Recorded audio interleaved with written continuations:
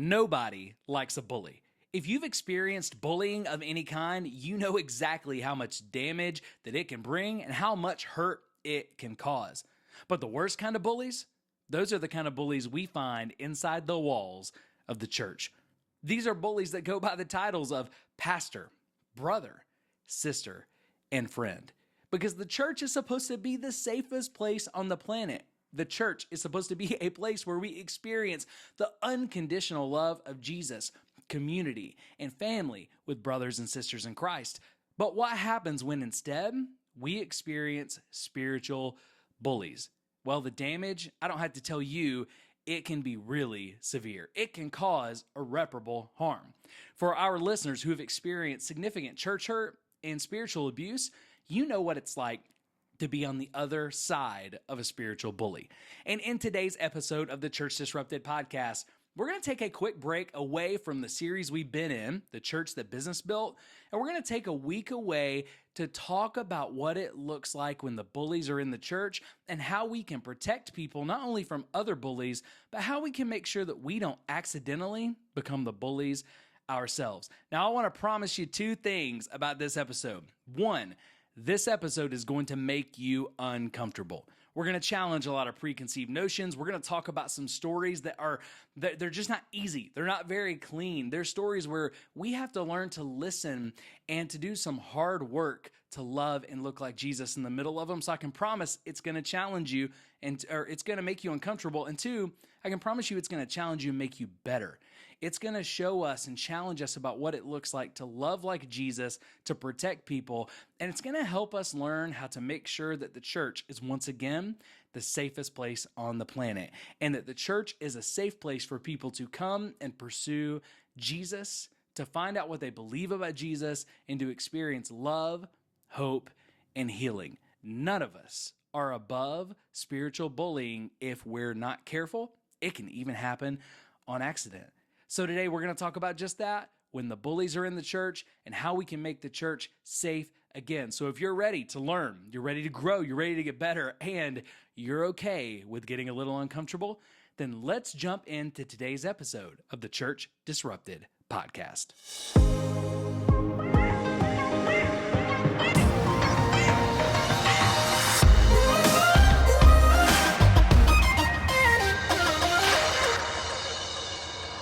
All right, guys, welcome back to the Church Disrupted podcast with your host, Jeff Cochran, and I'm joined today by Sean Reese, one of our regular hosts, and we've got a special guest today, John Croson. John, thank you so much for being here today to tell your story, man. Absolutely. Thank you for having me. I'm excited.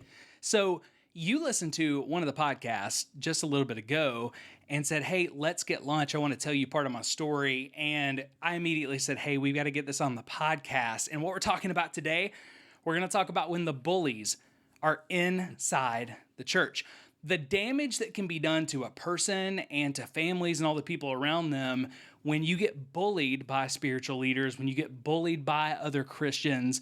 Because, some of our listeners know what it's like to be bullied. Some don't.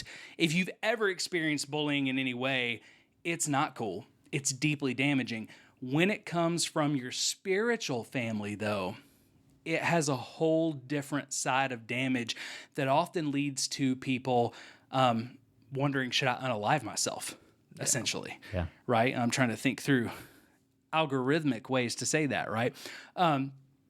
So it can become a really, really big deal, and that's what we want to talk about today. I'm excited about your story. You guys do not want to miss a single moment of this.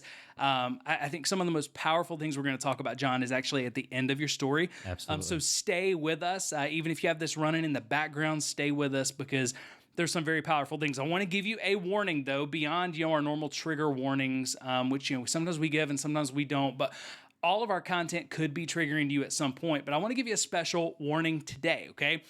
For almost everybody listening, you're going to come in contact with a truth in John's experience that is going to bother you.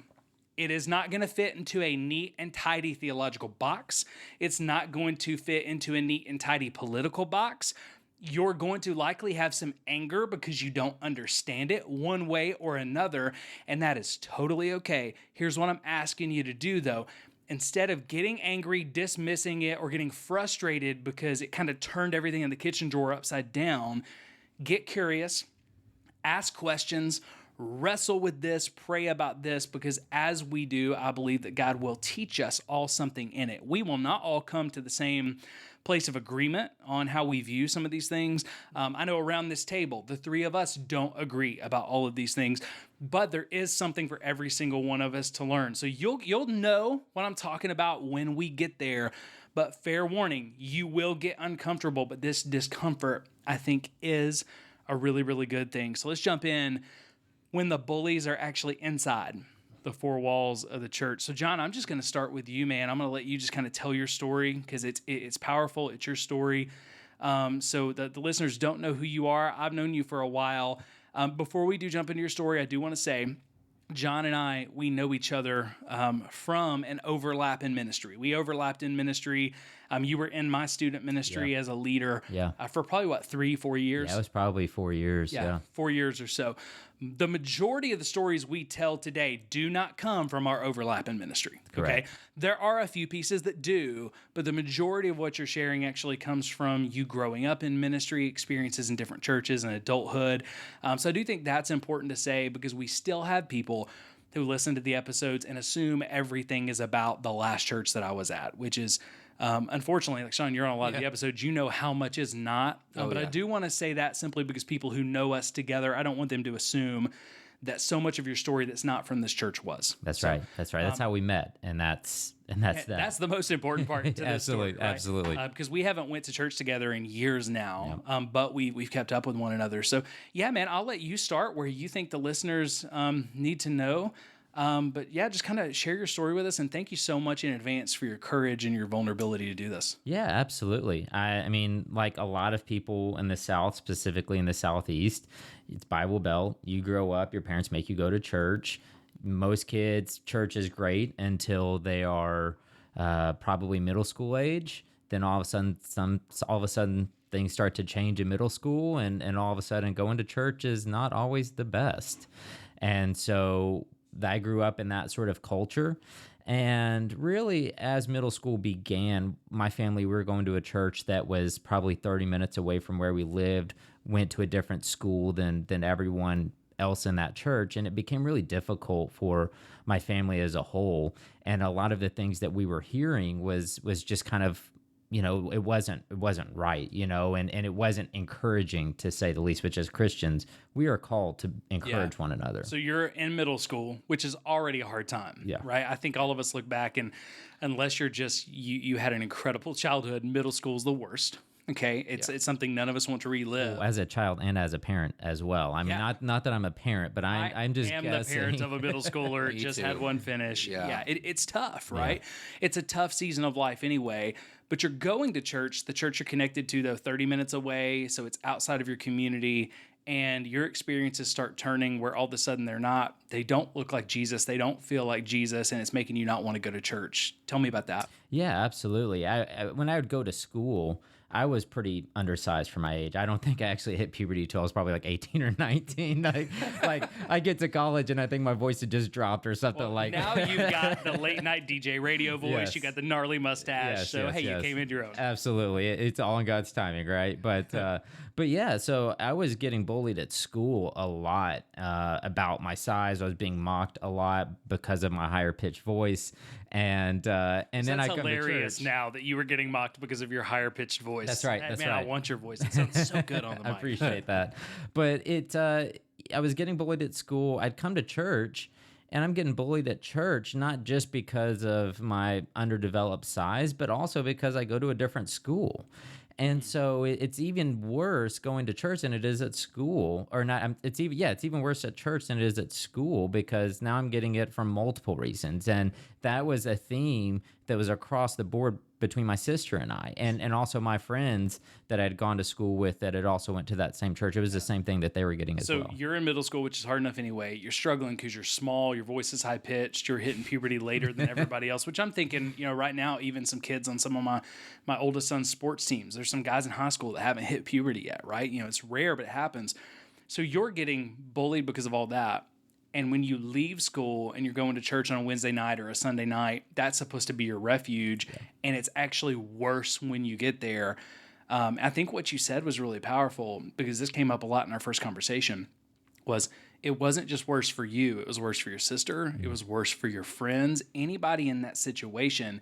And then you just took an extra helping of it because you were small. Yeah. Yeah, absolutely. It definitely came up a lot. And to the point to where we're having, I think my parents were in on the conversation, but it's definitely something that I would bring up to the Sunday school teachers. It was just like, look, this is, I'm being hurt. Like I'm hurting here. Yeah. And the response was, well, that's just kids being kids. Yeah. And that is something where it's just a cop-out. That's just kids being kids. Which, look, I get it. One kid goes to another school compared to all the other kids. Oh, your football team sucks. Yes, that's kids being kids. That's A-okay. But when you're making personal rips, that goes a little bit deeper than kids being kids. And then also, this is the church we're talking about. These are representatives of the church of Christ that we're talking about here. So it's just difficult to hear that, because you just hear, well, this is normal. And as a kid, as an adolescent, you hear that and you start thinking all of these things that we're being taught, this God, he's being represented by horrible people.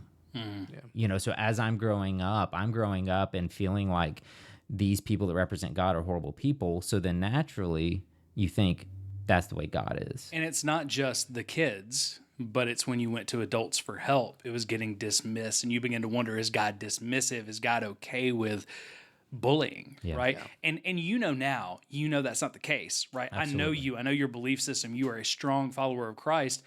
Yet at the time, it doesn't change the fact that that's what it felt like. It felt very real for you that was the case as a middle school boy who was in the middle of this. When in reality, it was probably just some volunteers who weren't trained well and didn't know how to deal with the situation and just dismissed it out of sheer lack of knowledge of how to handle it. Yeah. Oh, absolutely. And that's a whole other conversation right there. Yeah. But yeah, it is. But and you empathize with that now, because later on, when you and I met, you were a student ministry volunteer, right? So you're kind of giving back. You know how hard that is. But I think something you said that we got to touch on, you said, hey, is this just kids being kids? And the volunteer response and the leader response was, this is just kids being kids.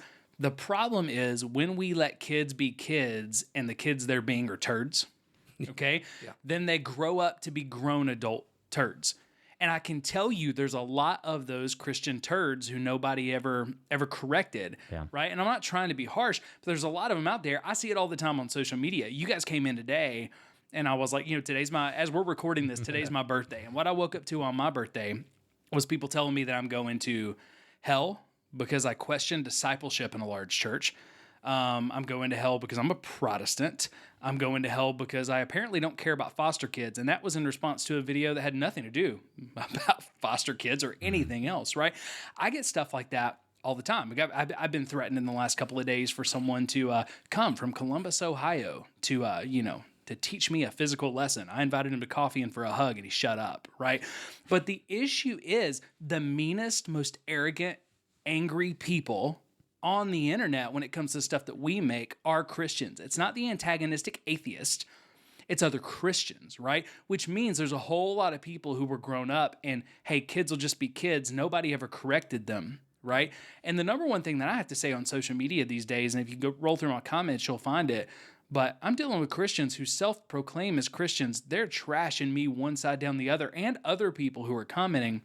And all I'll say is, hey, how is the fruit of the Spirit showing up in this? Yeah. And they ignore it every single time, right? Usually when I ask that, they ask if I'm woke. And I've seen a majority of the time atheists actually defending you. Yeah, they hang around. They start out totally trolling, and they hang around, and they're like, we like this guy.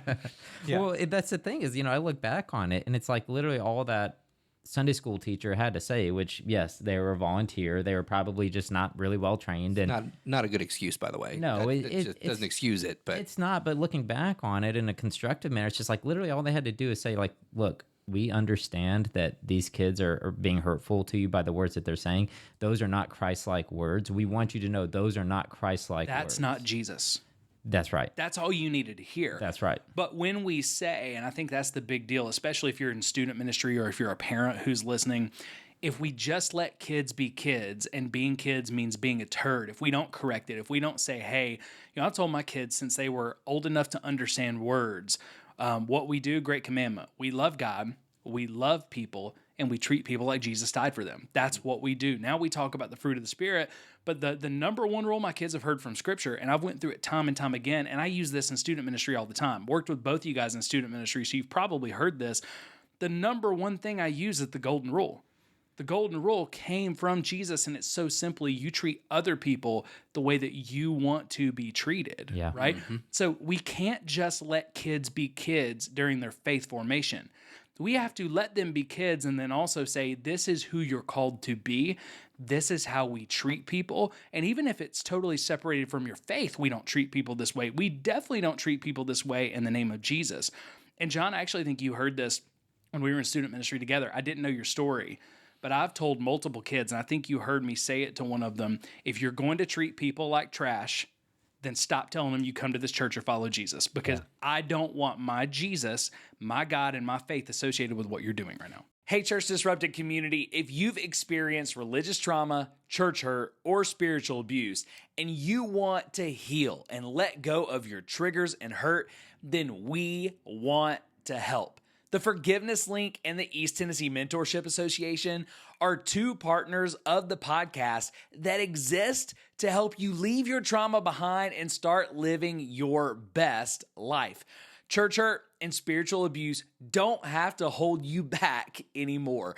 Rob and the Forgiveness Link team will help you leave your trauma behind and experience massive healing in as little as 8 weeks. Their intensive process, it's faith-based, practical, and extremely powerful. I've experienced firsthand the transformative power of the Forgiveness Link process, and I would love to see you experience it as well. Dustin Stitt and the East Tennessee Mentorship team, they'll help you find healing from a different approach. This veteran-owned business is faith-informed and will walk through the healing journey at your own pace with you. From groups to individual sessions, they'll help you continue to take consistent steps forward toward the person that you want to be and the life that you want to live. Both partners can help you transform your life, and we believe in both of them. One is more clinical and delivers fast-paced results, and the other is more relational and works at the pace that you commit to. But please, please, please, please don't stay hurting on your own. Your church hurt experiences, they don't have to define you, and they don't have to hold you back any longer. If you're ready to step into healing and leave your trauma behind, please reach out to one of our partners. You can find out more information about them in the description below or at disruptedchurch.church on the Partners tab. You can meet with either of our partners at no cost just to hear how they'll work with you. And also they'll let you know about special rates they have just for Church Disrupted community members. But regardless of which of these two partners you choose to work with, you'll be in good hands. And I can't wait to hear how your life has changed for the good, for the better, because you work with them. Yeah, absolutely. I've definitely heard you say that before, and it's true. And I think a lot of times it kind of, things that are happening specifically in student ministry get dismissed because parents are just like, well, they're in church. We're happy. Like, they're in a healthy place. Like, I know my kid's not the best, but hey, at least they're in church. We're going to take that as a win. We're not going to correct them on anything that happens during church. And I'm not saying this is not a blanket statement by any stretch of the imagination, but when bullying happens specifically within student ministry, we're just happy they're in church. Like, that's a small win for us as it is. Absolutely. And I get that. I definitely get that. But it also goes to, there still needs to be a little bit of further correction. And quite frankly, it can't also all be on the leader either. There does need to be some realization of that within the house. Yeah. And it's not just correcting the kids that are doing the bullying. Like you said, a big part of it is coming alongside, whether it's your kid that's being bullied or whether it's, a student in your small group who's being bullied or just a student that because we all know teenagers, right? Even if you're not a parent, you're not serving with them regularly. When you see that happen, to come alongside of them and say, hey, you don't deserve that. I love you, and that's not Jesus, right? Something that powerful. It sounds to me like it would have totally transformed the way you experienced those years. Oh, absolutely. It would have made a big, big difference. And it's just empathy. That's all it takes is a little bit of empathy. But instead, what happened is I grow up in my adolescent years, and I just see it as God represents these people. This experience, it really sucks. And this happened year after year after year until eventually I had found a sport that I was halfway decent at, to where every weekend I was gone to the bike races. It was a cyclist, so every weekend I was at the bike races. I enjoyed the sport because I was good at it. It gave me confidence, but also I enjoyed it because it meant I don't have to go to church this weekend. It gave you an excuse. If I have a bike race, then we don't have to go to church on Sunday. That's right. And as time goes on, I graduate high school, I'm out. And it's not because you didn't care about Jesus or faith. It's because you associated Jesus and faith with being bullied, mistreated, and all the feelings that come with that. Absolutely. But I'd been pretty checked out by that point. I had been dealing with these feelings for like years, as far as just like, I'm not about that. Yeah. And so I mean, whenever I got out of the house and went to college, I was just like, there wasn't even an afterthought. It's just like, I'm not going to church unless I go see my parents and then they want to go to church. I'll be respectful of them and I'll go to church. But it wasn't something you were doing on your own. No, not at all. Not at all. And it's like, we talk about, well, that's just kids, it's not a big deal, but it's like, when does deconstruction really start? Yeah. Yeah. Well, for you, it sounds like it started as a 6th or 7th grader, saying these people who call themselves by the name of Jesus are one, either mistreating me or won't protect me. So every time I get around God and his people, I get hurt. Yeah. Right. So you get to, and I want to come back to this, you get to college, graduate high school, you're out, other than going with your parents to be respectful. But this didn't just affect you. Like, you saw other people close to you, like some friends who were close to you, deal with deeper bullying even than this. Tell me about that and how that affected your faith as a middle school kid. Yeah, absolutely. This was around the 2005, 2006 timeframe, to give you a little context there. But I had a very, very close friend try to commit suicide. Because and it wasn't just church bullying. There was bullying in other areas of their life. At this point, online, like MySpace was starting to come around. So there was some of that, and also just trying to realize, how do we start to work with this? Because no one really knew how to work with online blogging, things like that. It was all very new. But I had a very, very, very close friend try to commit suicide in that moment. And it wasn't successful. Thank God it was not successful. But that happened. And this is, now we see, suicide or attempted suicides. I remember there was a Netflix series called 13 Reasons Why, I want to say, something like that. And that was when we were all doing ministry together, and it was a sharp increase in suicides in high schools that are in our area. Yeah. And this was well before that. And it was all kinds of self-harm. So this was before it was a mainstream topic, not something you hear a lot about. And now all of a sudden there's someone who's close to you who, they're hurting themselves. They're in danger of losing their life. And that's a wake up call. And even though all the bullying wasn't happening in the church, a significant amount of it was because of that. Yeah. Well, and in the circles I was in, so there was an organization that's still around, but it's called To Write Love on Our Arms, if you remember that. So kind of the circles I was in, self-harm was looked at, it was almost bullied because you did it. Like, it was a sin, which, they're like, it's a sin and you're a sinner. And so they kind of compounded on that when I heard stuff like that. And I was coming out of high school and also a youth pastor, going into transition. And so I saw a lot of that too. And it kind of compounded to the bullying, which is like, why would you do that if they're already hurting and doing, self-harm stuff? You're making it worse by telling them how terrible they are for doing it, so. Yeah. Well, and that's something that's really easy for us to go to as Christians. And I'm not hammering anybody because I've done this. It's really easy. It's easy for us to see something when someone's hurting and say, oh, well, that's a sin. And if you'd stop committing the sin, you'd stop hurting. Yeah. But until we get to the bottom of that hurt and we love them out of that hurt, it feels like we're just saying you are sinful and you will never be okay because you're a sinner, right? Which is why Jesus always led with love. So you've got the person, the woman who's caught in the act of adultery. Yes, Jesus said, go and sin no more, but it was the last thing he said to her. It was after he said, does no one accuse you? Neither do I. right? He loved her first. You see the same thing with the Samaritan woman. You see the same thing kind of across the board.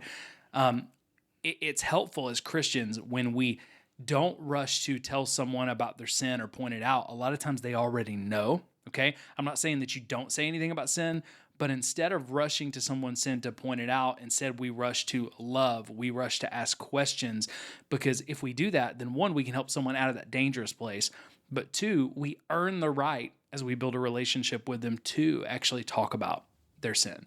Instead, for a lot of us, we want to talk about the sins of strangers, which is never actually going to help anything. Yeah, and to that point, at some point around the time after my friend had tried to commit suicide, I heard the church, and I don't know if it was a sermon on this or whatever. It was a Baptist church in the area, pretty large Baptist church in the area, but you started to hear about the unforgivable sin. And the pastor decided to kind of put in there his take on that, and this is not scriptural, but it was his take on it of the unforgivable sin is suicide. And as a teenager, I heard that too. Yeah. that just absolutely rocked me. And I'm not saying that is what it is or that it's not what it is. What I'm saying I think if is that's what it was, Jesus would have been clear. He said blasphemy against the Holy Spirit, and I think he was being unclear on purpose.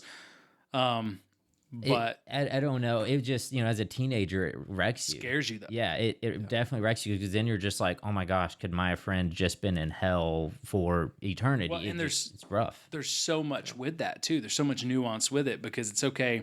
My friend literally thought about, harming themselves, unaliving themselves, and they did this. Why? Because of bullying, part of which was happening in the church.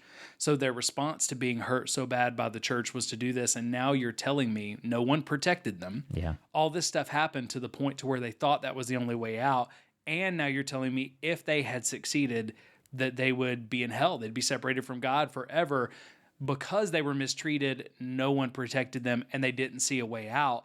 And that doesn't square with the God we see in the rest of the Bible. No, it was definitely a difficult time for sure. And, but we overcome, it's as weird as that sounds. I think God uses adversity to really mold us into the people that he wants us to be. As a teenager, I definitely did not understand it. I don't think most teenagers really understand the importance of adversity in their life. But that's also a really, really difficult thing to teach a kid, is just like, hey, we know you're hurting. Christ hurt, like this has happened. You can't really comprehend that when you're younger, Well, I think one of the last events that, we did together, it was a big event for over 1,000 students, and we did, 4 days of messages, and the whole theme was, even when life hurts most, God is still good. Right. And we dove into some deep, tough topics that a lot of people said, hey, you can't talk about that with middle school and high school students. Yet the middle school and high school students were so grateful and would not stop telling us how much it meant to them, because they see so much pain, they see so much hurt. And if we don't lean into that and say, hey, we live in a fallen world, there is a lot of hurt. Sometimes you don't understand exactly where God is at in it, but God hurts when you hurt. And it will be okay. Let's listen to some stories of people who went through the most unimaginable hurt in the world, yet God has been present with them. He's loved them through it. He's brought them out of it, right? And the whole point was to help students to understand, I can hold on, and I have people. I had the family I've got to come to when life is hurting. And I think about that. That was the experience that our students were experiencing at that point. That's the experience I think my kids have, for the most part, had with church. And your experience was the polar opposite. Yeah, absolutely. But I look back on it now, though, and I'm just kind of like, I see the adversity and I see God moving. One of the things that led me to Christ, one of the experience that I lived through that led me to Christ as a 22-year-old was having my best childhood friend get murdered.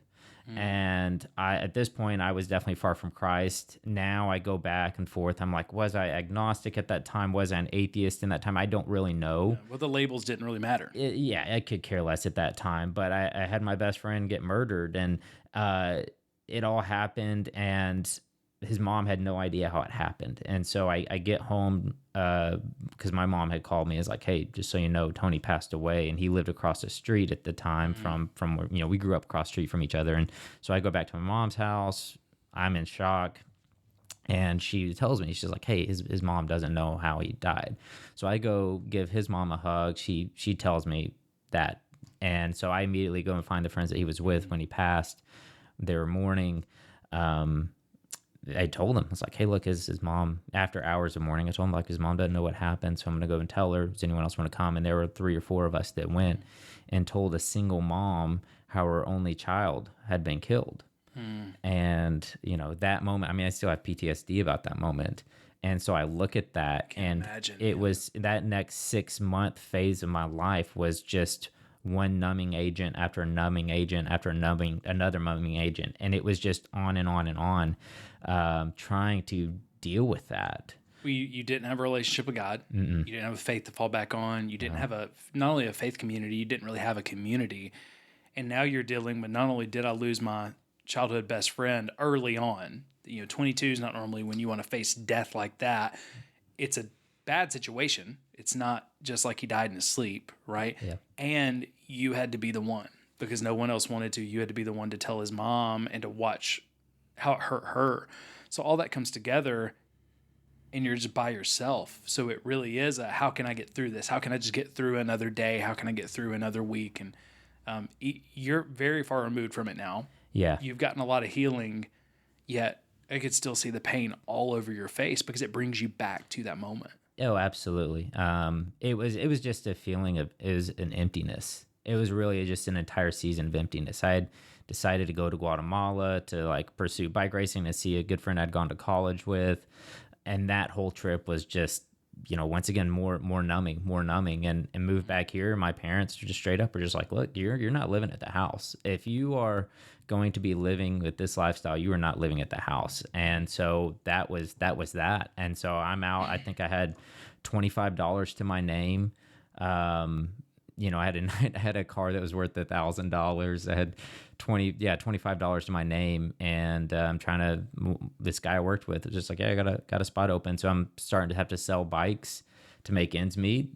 And I'm make it happen, but I keep making mistakes and end up in jail. I make the wrong cop mad. Is what my attorney said. Pretty much, these are misdemeanors. You made the wrong cop mad. Here's what's happened. I look back on it, I'm very grateful for that experience. The person that I was in a cell with, he was going to be in, he said, for 7 to 8 years at a minimum for what he had done. And this isn't county processing. I won't get into it, but it's a little bit different than like prison, so to speak. But you're in there with anyone.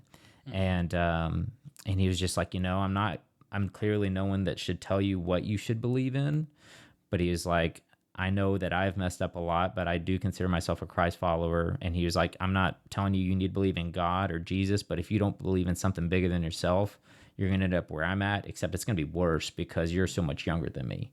And that's a wake-up call for sure. Oh, man, I'm in a jail cell with this guy where we're sharing, like, there is no bath. Like, the toilets, like, everything's right there. It's about as intimate as you can get. At least you had a deep voice by that point. Yeah. Yes, I did. And that's crazy too, because not getting into the whole story, and all the details. That night started with, I'm going to a concert. This is gonna be a blast. That's right. More numbing, and it ended with, I'm sharing a toilet with a guy who's about to be in jail or going to prison for a long time. Going, dude, you're gonna be worse off than me if you don't find something bigger to believe in. Oh, it was massive, and he was an angel. Like people ask, like I still remember his name, everything. Like that man is an angel, and God knew exactly what he was doing in that moment in my life. And then also just moving forward. I mean, it was such a humbling and sobering moment. Literally, It was sobering, obviously, but it was also just massively sobering because my dad, my parents had heard about it, So then I'm going and I'm apologizing to them and just telling them, like, look, I know this sounds crazy, but I believe in God now. I see him. I had this feeling of the spirit within me that I'd never had before. It was a tangible shift and feeling within me.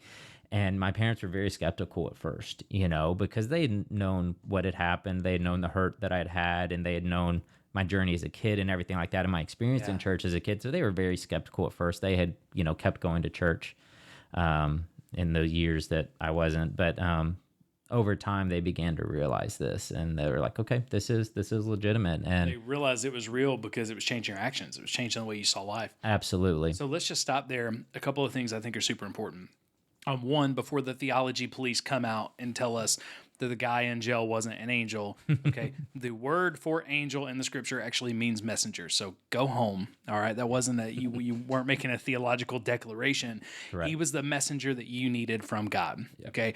Always have to be careful. I know that most of our listeners aren't in the theology police, but there's some theology police who just want to watch everything I do because they think they're perfect. Okay. He was like an angel. Yeah. How about that? Well, no, he was an angel because he was a messenger to you. Yeah. You know, when John in Revelation wrote to the angel in the church of, right, and he was writing 7 churches, he wasn't writing to their angels. He was writing to their pastors, the messenger to the church of. Anyway, but I think I think the second thing I wanted to really focus on there is your salvation experience wasn't you heard a gospel presentation, you didn't raise your hand, you didn't pray a prayer, you really can't even pinpoint exactly how and when it happened. You simply felt the presence of God. Yeah.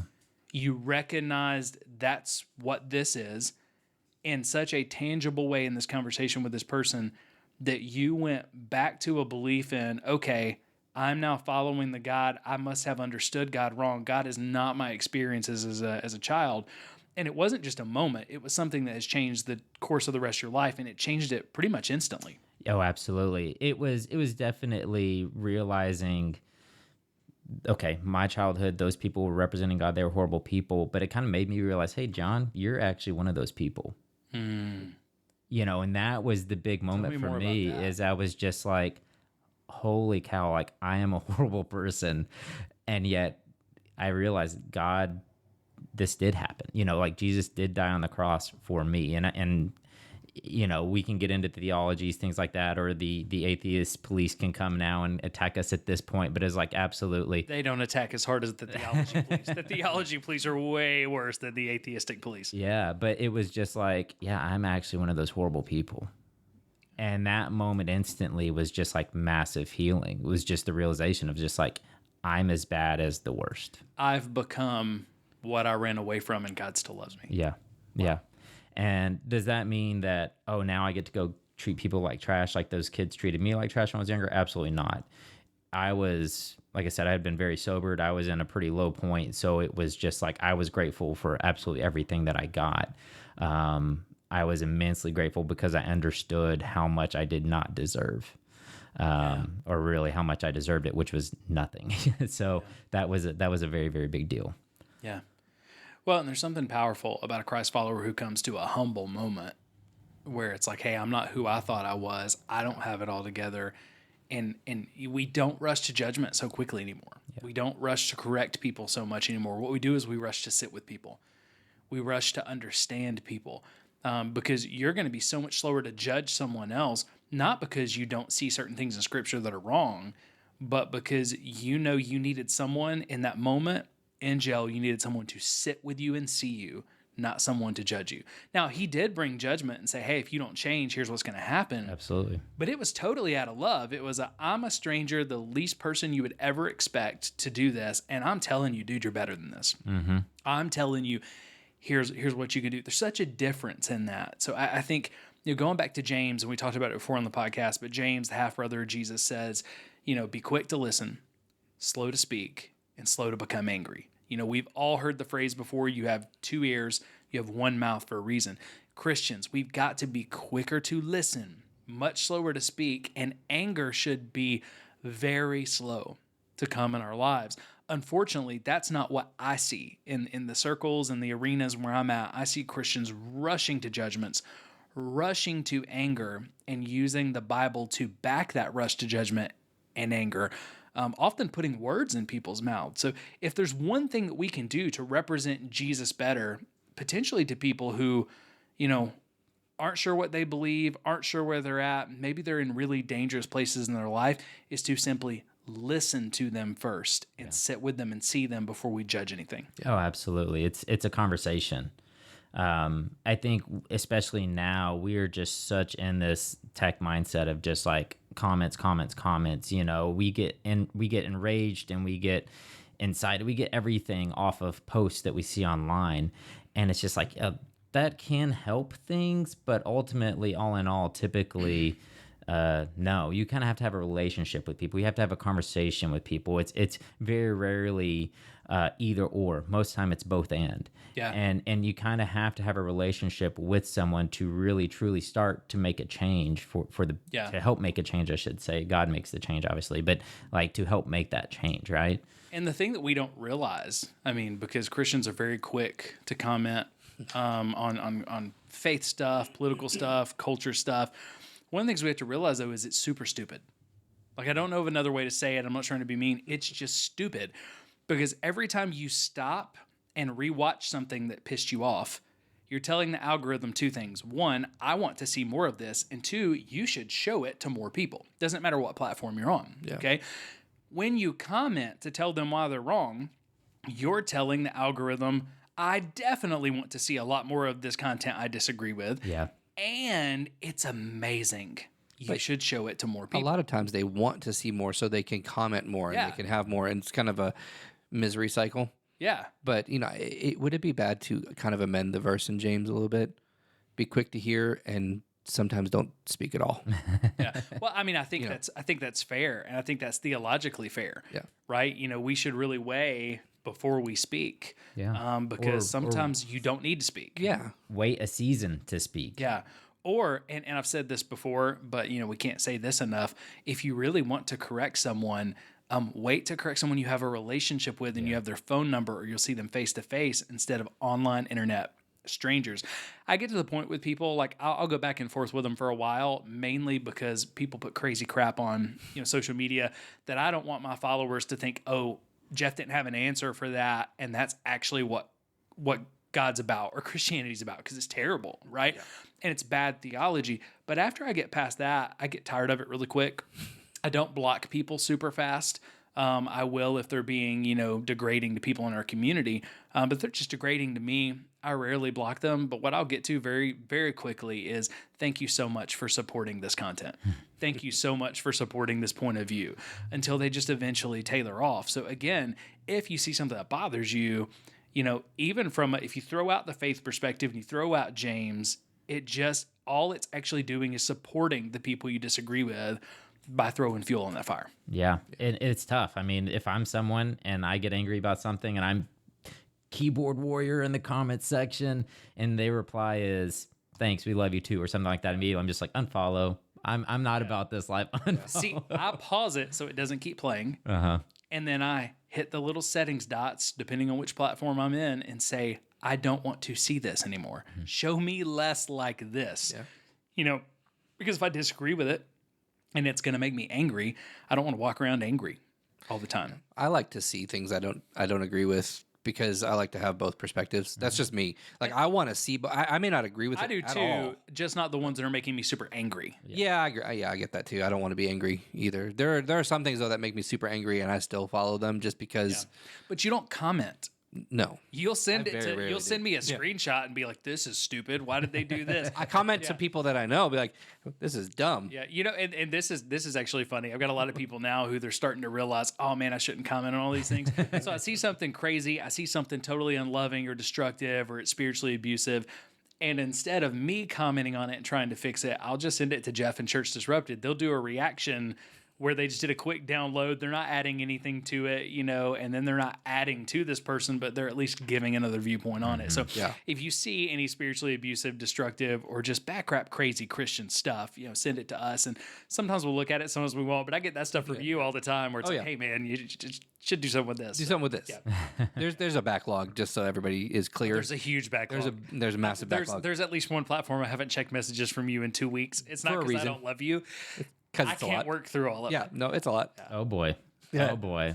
So John, where we're at though, you come to faith in a pretty miraculous way in a jail cell with a guy named Toby. I don't know if his name was Toby or not. I'm going to name him Toby. We'll say Jimmy. Yeah, Jimmy. All right. You come to Jesus in an open toilet by Jimmy, Big Jim. Yeah. All right. Big Jim. Big Jim. Yeah. Big Jim the angel leads you to Jesus. I'm sorry. This image is just hilarious. But seriously, you have this experience. Your parents, people around you don't believe it at first, yet very clearly and very quickly they see this has changed your life. but you've been out of church. You're in your, probably mid-20s by that point. Yeah, I was 22. Yeah. So tell me, like, what happens next? Because obviously you're a strong believer now. You're in church all the time. You declare Christ as your Lord. So it didn't just stop there. What happened next? How'd you get back in church? I started going to the church that we did ministry together at years later. And I had this crazy fire about me. And I was just like, absolutely. I had seen the other side. I experienced the other side. It is just death and destruction. And, you hear in the pulpit, you hear those words, and you're just like, absolutely, it's death and destruction. And you really start to come up with like these ideas to like help people that have been through similar circumstances. But then in the church, a lot of times the reaction I was getting from people was like, okay, yeah, we'll see how that goes. Or that's not the first time we've heard that. That's not the first time we've heard someone say that they're going to do this or that. And it was really just kind of like almost like energy sucking a little bit, because it's like I've got this passion. Now, granted, ministry cannot be driven on passion alone, but you do need passion there to have ministry, right? Yeah. But it cannot be driven on passion alone. I totally understand that. But You almost had people draining the passion, throwing water on your fire and saying, bless your heart, wait till the passion fades and you become apathetic like the rest of us. That's right. Everyone starts off as hot. Give it some couple months or a year, and and let's see if you still have that same fire, if you have that same passion. So you're not being bullied per se, but you're being dismissed about the things you felt like God is calling you to do to make a difference. Yeah. It's like, oh, that's cute. That's kind of the reaction that you'd get, right? And so, don't call me cute. My voice is deep now. I have a mustache. Jeff loves my mustache, clearly, but Just jealous It's an of it. infatuation. I'm passionate about it. but yeah, I mean, that was kind of like, as I started to realize that, I was like, okay, once again, I learned from my past experience. These people are saying that, but at this point, my faith was pretty strong. Even though I was a newer believer, I was like, from everything that I've been through, there are going to be some haters, not to use that word. I feel like that's such 2005, but like, yeah, there's going to be some haters, and it's just like, you can move through or you can recoil a little bit. And it was like, no, I truly do believe like this is what God is telling me. And so I am going to push through, and I am going to do this in this ministry, or I am going to serve in multiple areas or multiple ministries, whatever it was. And part of the issue too is you have people who have been saved for a long time, but they didn't get saved from much. Yeah. Okay.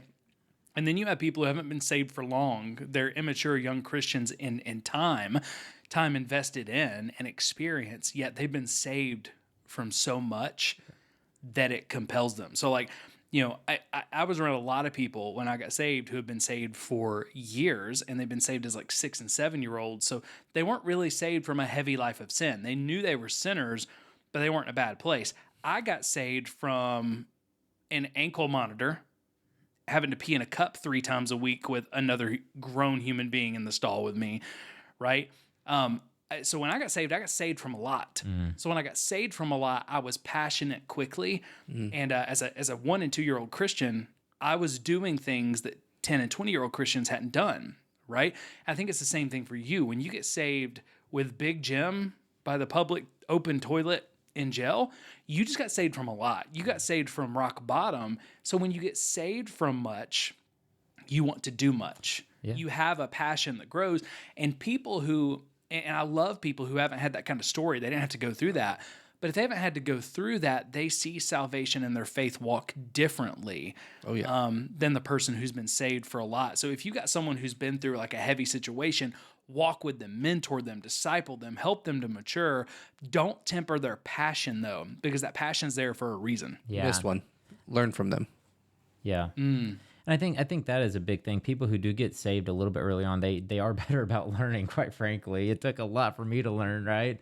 I do want to preface and say that I think a lot of modern day non-dom churches overvalue this rags to riches type story in the sense of it can make people that did come to Christ earlier on in their life that didn't have to go through all of this, it makes them feel like they're inadequate. Not at all. And I do want to preface with that to say that, like, hey, if you got saved when you were 3 years old, that is a blessing. And also the struggle that you've had to deal with, your life of making decisions, and like that is difficult. Like making decisions is way more difficult for me now than before I was a believer, but the difference is the consequences Yeah. before I was a believer were far worse. But people who haven't had that, that tough story, that were saved early, they're not less than. I think the powerful thing is we need both. We need the passion of people who have been saved from the depths of just life kicking them in the teeth, right? And then we need the maturity and the steadiness of people who have walked with Christ most of their life, right? I think we need both. We don't need to, as people who are passionate, because I'm one of the people who is passionate, right? And I always have been. It's not going to fade, okay? I'm passionate about everything I do. Everything I do is 110 miles an hour. And if I'm not doing 110 miles an hour, it's because it doesn't really matter, okay? No, not to me. It's just something I have to do, right? So I don't need people who have a easier story than mine or a better story than mine, because that's a story I wish I had. I don't need them to temper my passion. I don't need to judge them for their steadiness and the fact that they don't want to take the risks that I do. So I used to serve underneath a senior pastor, and he was awesome. One of the best senior pastors I've ever had, loved me so well. But I struggled because I was in my late 20s at the time, and I wanted to take every big risk. Everything mattered. Everything was a life and death situation. And he would not tell me not to have that passion, but he would try to steady me, right? And I didn't want to be steadied because it was, no, this is a big deal. I needed that. He also, I look back on it, he needed me in that time to bring a fire to the church. Yeah. And we ended up parting ways, not poorly, but when we parted ways, part of it was because I feel like I have to go faster than you guys are going. I feel like you're telling me to go slow, right? But I look back on it now, and I'm so grateful for that time in my life. I wish I'd had some mentors around me who could have said, hey, Jeff, you need some of that steadiness in your life. We need each other. Yeah. One experience is not more valid than the other. One experience is not more holy than the other. But your passion came from where you got saved from, just like the steadiness comes from where they got saved from. Yeah, absolutely. And shortly thereafter, I actually ended up taking that passion, moving to Colorado to pursue a career in bike racing, and got involved in a massive church out there. It was, I think they would average like 16,000 a weekend or something astronomical like that. And moved back to Tennessee eventually, and got involved in the student ministry at the church near me, still with that same level of passion, I would say, because I would almost remind myself of the pain that I had lived through. As weird as it sounds, I would remind myself of that because I also knew that God was there in those moments. Yeah. Yeah. So by reminding yourself of where you came from, it actually kept your passion hot. Absolutely. Absolutely. Yeah. And it reminds me, God was there in those moments when you felt like this is horrible and you don't think he's there at all. He was actually there. Yeah. When you didn't want him to be there and you didn't believe in him, he was still there. Absolutely. Yeah. So now you've had a few years where you're really growing as a Christ follower. You're getting back into church. You've stayed passionate. You've stayed white hot. And then kind of what happens next. I think this is the point in the story where we actually met and you really started giving back and serving in some new areas. So yeah, absolutely. I actually first started serving in tech for the preschool ministry, purely because all I had to do was press play on the DVD player. I'm sorry. I laughed a little bit because it's just, we were at the same church and all that stuff, so I understand. You had preschoolers in the preschool ministry. I did. But it's just really funny to say I was serving in the tech in the preschool ministry. It sounds ridiculous, but it's not. It's with their little V pads. Yeah, little V. That's a reference. Yeah, I'm dating myself with that. Yeah. What was VTech or something like that? VTech, lead pads, all those. Yeah. Anyway, sorry, that was no. You're good. So anyway, so you're pressing the play button when working tech in preschool ministry with Sean's kids. I'm navigating the DVD player menu like a champ. That was where I started. Tough, to be clear, that can be tough. Well, when there's like 40 kids, multiple groups come in, and pressing play is very intimidating. That button gets smaller. Yeah, kids are in that room. Yes, and so that's actually where I started because it was just like, this is mindless work. You don't have to worry about it. They're like, okay, cool, I'll do that. And then it grew and grew and grew into where all of a sudden I'm leading, it started with walkers because they're not blobs per se. Walkers meaning the time that they can walk to the time they're 2. They're not Kids. Yes, kids, 2-year-olds. They're not blobs, but they graduated from being a blob. I feel like I like to say potatoes. yes, potato. Yes, way to put some. It's a much better adjective. Oh Well, man, it's a noun, but- the ones that the parents and stuff that love the infant baby stage are getting so mad at us. I'm sorry. I don't have any issues with potatoes. As I Sean don't either. said. Just didn't know what to do with them. They were Yeah. great. Well, it's like I said, I didn't work with them. I was working with the walkers. So these kids were mobile. They could be dangerous. They could run. They could You had run. runners. I graduated to them, and then shortly after, they were like, "Oh, John's consistent. He's always here. We need someone in the 4 and 5-year-old room." So Can then we just stop right there? You were a newer believer. You were super passionate, but you didn't stop at passionate. You learned from other people and you paired passion with consistency. yeah. That's what, man, there's a whole lot of young believers who are passionate right now who are listening to this and you want to change the church and you want to fight spiritual abuse in the church. You want to end church hurt and you want everything to be perfect. If you want to make the biggest difference, pair your passion with consistency. Show up, love like Jesus, try to live out the fruit of the Spirit. And if you will do that consistently, it will change lives. Yeah. Yeah, and that's a big thing. I mean, they're having to like pull teeth out to get people to show up every other week, and I'm like, I'll be there every week. That's fine. And so it then turned into I'm with the 4 and 5-year-old room now, and I'm like the only adult in there. They would give me, high school students to work with, but essentially I'm the only adult in the room, which is weird to say as a middle 20-year-old, and you say I'm the only adult in the room with a bunch of 4 and 5-year-olds. We know now because of ratios and like now from other things that you've done that that's not what was supposed to happen. You're No. never supposed to be the only adult. No, not at all. And it's weird for, a mid-20-something-year-old guy to be the only adult in the room also. They don't get me wrong, they would typically, if I had someone that was a minor, there was always multiples, and so it wasn't weird like that at all. But it was like, yeah, it's just like you need people to serve, and there's a lack of people to serve. So you just got to Which is a big deal for churches because now protection policies and everything else to protect kids. Like if you don't have enough people to serve, you got to figure something out because you've always got to have multiple people in the room who are background checked, multiple people who are safety trained. So I think it's important that we do say that. And as a church consultant, I will see churches that don't do that from time to time. And I just tell them, hey, it's not just about potential lawsuits that could come your way. It's not loving. We have to protect every kid, every minor that comes into our spaces. And we live in a world where there's a lot of people who are looking to do harm. So we have to protect those kiddos. Yeah, absolutely. I'm 100% behind that. And I definitely look back and I'm like, yeah, that was not the best. Like I said, it was, here's an adult, that's fine. 2 adults, no problem. If it was a minor, there's multiple minors and then me. But a lot of times they would just get on their cell phone and they would just like sit in a corner on their cell phone. They're teenagers. It's whatever. Yeah. But then it went into student ministry, and I was serving in kids ministry. I had kept serving in kids ministry and then also did student ministry in addition to. And the way that things were at that church was you start with 8th grade and then you're with them all the way until they graduate high school. Yeah. And was so- that when we met? Yeah. Okay. Yeah. And so I don't know if this happened, but I probably had a conversation with Jeff early on, and he's like, yeah, what's your backstory? And I probably was like, I used to press the play on the DVD, on the DVD player. And he's probably like, oh my God, what are we doing here?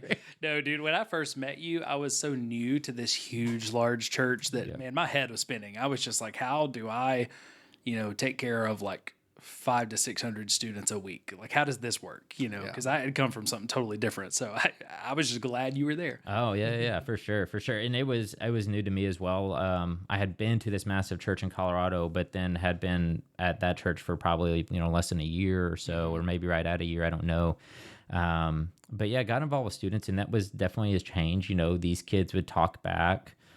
They weren't like 4 and 5-year-olds where they're all lamped up and happy to be here. They would talk back, and so that was When a it's shift. full circle. Now you're working with middle schoolers when middle school was what pushed you away from the faith. And you're working with middle schoolers to try to make sure they had a better experience and could know God early. Oh, absolutely. And I look back on that and see that whenever I was in the moment, I never thought this was full circle. I never thought like you went away when you were in middle school, like you got disconnected when you're in middle school, and yet here you are with middle schoolers. I never really thought that until I had been leading that group for a few months. And then I kind of realized, holy cow, this bullying that was happening, that what drove me away from the church, it was happening in my group.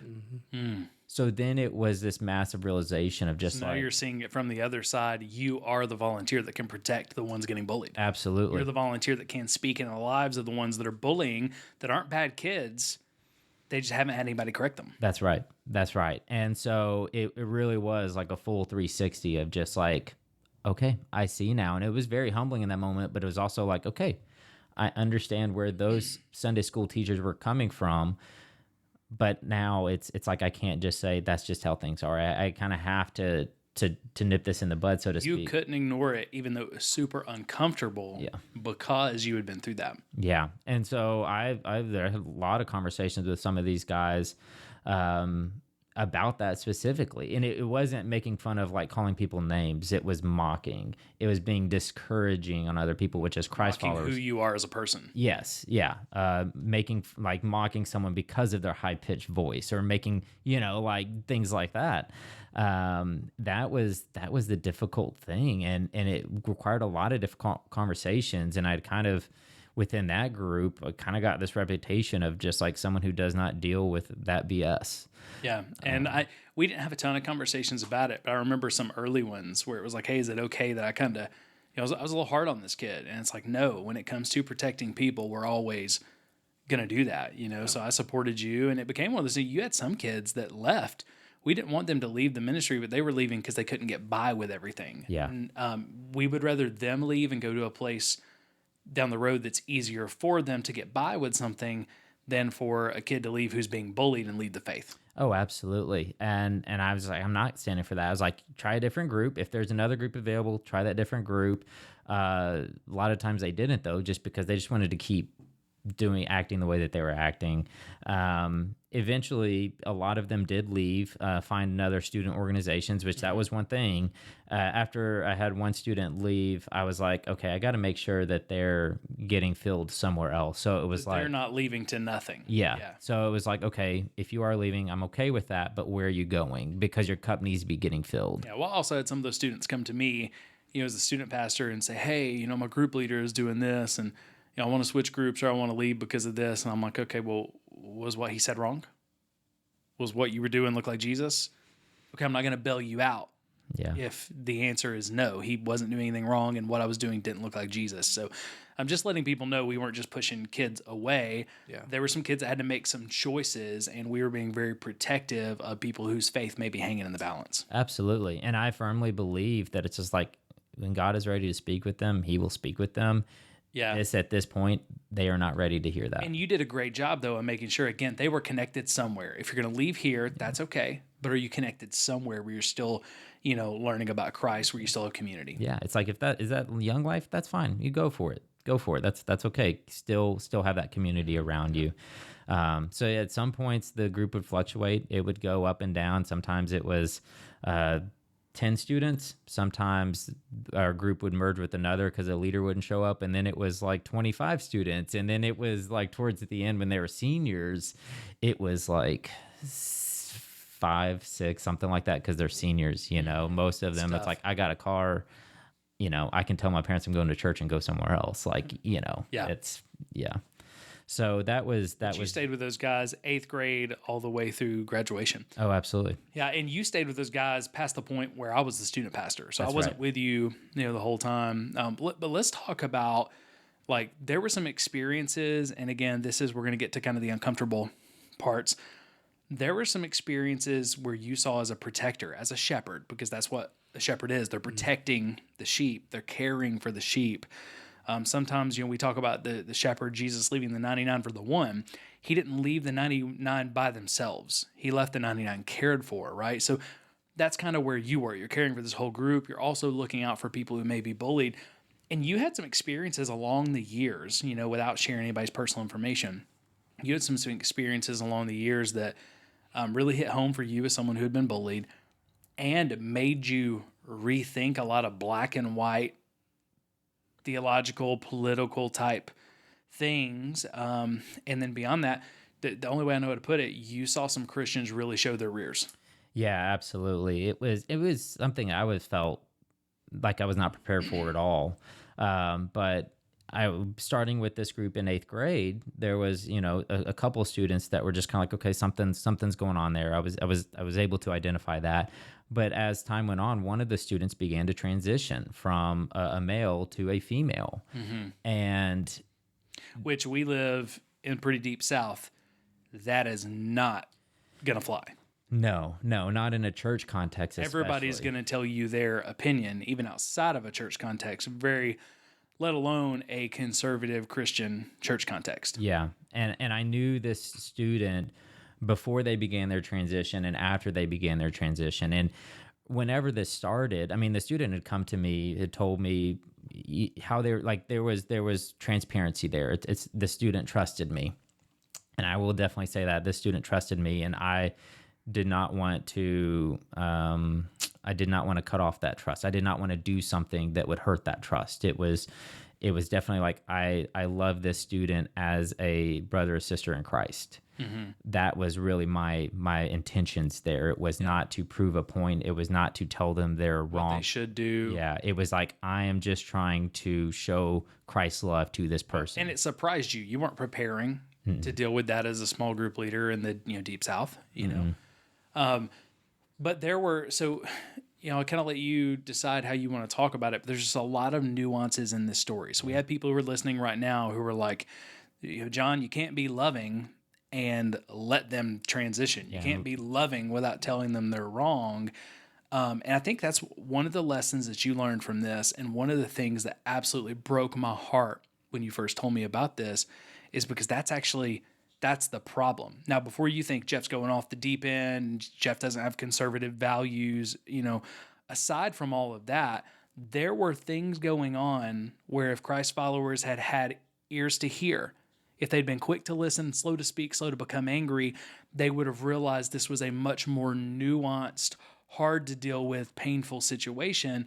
But instead, people rushed to conclusions, thought they knew what was going on, and you found yourself battling for someone who really, felt completely alone. So can I just tell me the process around that, what you guys found out? And I think this is going to be, regardless of whether you feel uncomfortable as you hear this or not, I think this is going to be transformative for every single person that hears it because it makes us think differently. Yeah, absolutely. It started with a conversation with the parents of just like, hey, here are some of the things that have been said. I tried to honor the student's privacy, but at the same time, I told the parents, I was like, here's what's going on. This stuff had been brought into public, which is why you were having to deal with it. Yeah. And they were like, we're aware of the issue.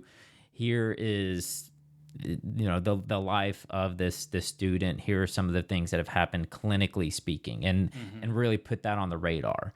And as Christians, when we hear about transgender things happening in the news and happening in schools, the first thing we think is, well, that's mental health issues, or that's sin issues. That's a sin issue. They're making a choice to do this. Or we make it simply a sexual preference issue. Yeah. Yeah. And really what it is like this person was intersex. So it's like when they were born, they had both parts, so to speak. The hermaphrodite is how a lot of people see it, but they call it intersex. Yeah. And so it's far more complicated this. Now, when it comes to policy issues... And you didn't know that until you talked to the parents. That's right. Yeah. So if you had just tried to bring the parents in, correct them, and say, hey, your child's saying they're transitioning, they're telling people that you can't do that and follow Jesus, they're going to have to decide, they're a boy and they got to be a boy or they can't be here, you would have lost the relationship with the kid. You would have lost the relationship with the parents, and you would have not treated them like Jesus at all. Instead, you bring the parents in saying, hey, help me understand this. I'm trying to honor your kid's privacy, but this is being brought into the public. Like, we got to figure out a way to deal with this with other teenagers and with other parents. Help me understand what's going on. And you find out something when you listened that you never expected. Yeah, absolutely. I was just like, I haven't even done a lot of research about that or anything. I was just like, wow, okay. Is this real? Like, I've heard this stuff happens, but I've never actually come in contact with it. Yeah. And then upon doing more research, I'm like, holy cow, 0.5% of Americans experience this. Are confirmed. Yeah, to experience that's confirmed. They expect the number to be 1.7% if reporting was consistent, things like that. But that was from 55 to 98. probably if things are consistent and certain people just don't want the numbers reported in general, they try to hide things that the number is thought to be probably between like 1.5% to 2, something like that. Yeah. Even if it's just 0.5%, that is a very small percentage of the population. So we're not saying every person who's transgender or who's going through that is dealing with the same issue. Yeah. But in this case, you came into contact with something where it was like, hey, this person's dealing with an issue that they did not choose. They were born intersex. They were born with both sets of sex organs, right? And from a scriptural viewpoint, thinking about the scriptural viewpoint that I believe you hold, that I know I hold, God doesn't make mistakes, and God fashions each person in the womb, which means even when we think that there are mistakes that are made, there's a reason for it. It is not a mistake, and every person has value. Yet often the most conservative Christians who believe everybody has value from the womb, right, that we're anti-abortion, we're pro-life, which I totally get, that's me, we're also the quickest to judge on other sexual issues because it seems very black and white. It seems very political. It seems very, hey, theological, God said, man and woman, one man and one woman. Well, this forced you to really think differently because now all of a sudden you're face to face with another human who was created in the image of God, who you don't, were they born man or woman? They were born both. Yeah. And choices had to be made. And now this person's coming of age and having to make some of their own choices, right? So this is the reason why I said it's uncomfortable. This is a person made in the image of God, and it's not as black and white as we want to make it out to be anymore. But now you're faced with, do I love this person? Do I protect this person? And do I empathize with the fact that they're having to make a decision that most human beings will never have to make because it was black and white for them? Yeah. And it was difficult, but I leaned back into my experiences as a believer, and I constantly was telling this person, look, I know that this is really, really difficult right now. I can't relate to the feelings that you're having, but I can relate to being torn. I can relate to being in pain, and God is in this moment right now with you. Mm-hmm. And I was just constantly reaffirming that with them. As time went on, it was like, it wasn't about, I'm calling him a boy, I'm calling him a male because that's right. It was, no, I'm going to try and be some form of representation of Christ in this person's life. Mm-hmm. I'm trying to do that, and I'm doing things in love, and I'm encouraging in love. Now, when people hear very uncomfortable, hard to understand situation, it's not easy to understand. Yeah, and don't get me wrong, it's not like I think love is making the other person happy always. Like, that's not true love. Like, we can get that out of the way. Like, we had other students, because this is a very big student ministry, and it's in modern times. We had other students who decided they were, that they were transgender and they wanted to transition. They wanted to use other bathrooms, and we're like, no. Yeah. Because the situation was totally different. It didn't warrant that. And we had tough conversations with students and parents, right? But every single situation started with a conversation of listening to understand first. And I'm glad that you did that, because if you didn't do that, that would have been very easy for us to all make Jesus look bad, assuming something that wasn't there and blaming someone for literally the way that God made them. Not their sexual orientation, but the fact that they were made in a unique position that for most of us, we kind of just act day to day like it's not real because it happens to so few people. But it brings up this conversation. This person has some choices to make. There's no easy way to say this is what the Bible says about this. We have to fall back on what we do know from Scripture. There's a lot of gray areas. Yet you can't share. That's private with you. You can't share all those things with a minor, with someone else. And again, there's happening with multiple people across different groups and stuff. So people are assuming they know what's going on. And in this situation, you're one of the only ones that knows this situation's different than other situations. How did other students, and without names, I know this isn't the same of everybody, but how did other students in generally respond, and how did parents respond? And don't give like what grade they were in or anything like that, because we don't want anybody tracing back to any particular which student this was. And right now, there's no way they can. So the student group that I had, I was definitely blessed with the students that I had. They were great students. They were great students. And so we were actually like pretty transparent with a lot of things. And this was one of the things that we were transparent about. And so a lot of the students in the group actually had a massive amount of respect for that person. And I'm like I said, I'm still trying to be respectful. So I will call him a they, them, like I don't have issues with that. They had a lot of respect for them. And once they realized how this person was, it was like, okay, that's this, them being them. That's okay.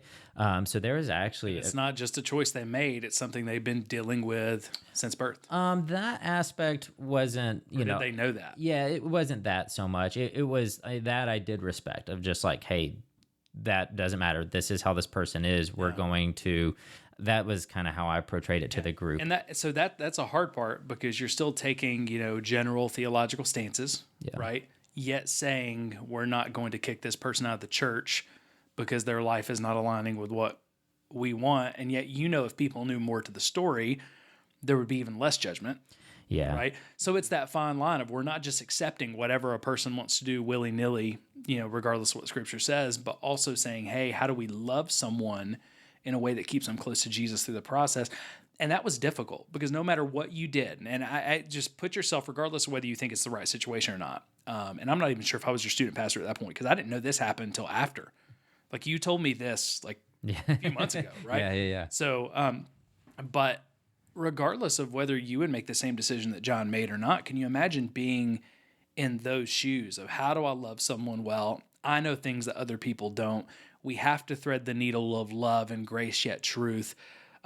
And I'm dealing with stuff that a few days ago wasn't reality for me. So now I'm thinking differently as well. Yeah, absolutely. And it was a very, very big deal. I was like, okay, cool. And there were other things that were happening in that group with other people that were also big deals. At one point we had. I'm sure it wasn't just your group from what I remember because there was a lot of those things starting to happen at that time. Yeah, and so the group was actually very receptive of it, and the group a lot of people in the group had also seen that transition because they had known this person since they were in 8th grade as well. So it wasn't just me; it was them as well. And this wasn't a stranger; it was someone that they come to know, to love. Yeah, absolutely. And that student, they definitely had their group of students that were close to them in student ministry. There's probably only 2 or 3. Other students, it was not like that at all. Other students, when they saw this person, it was, what? What?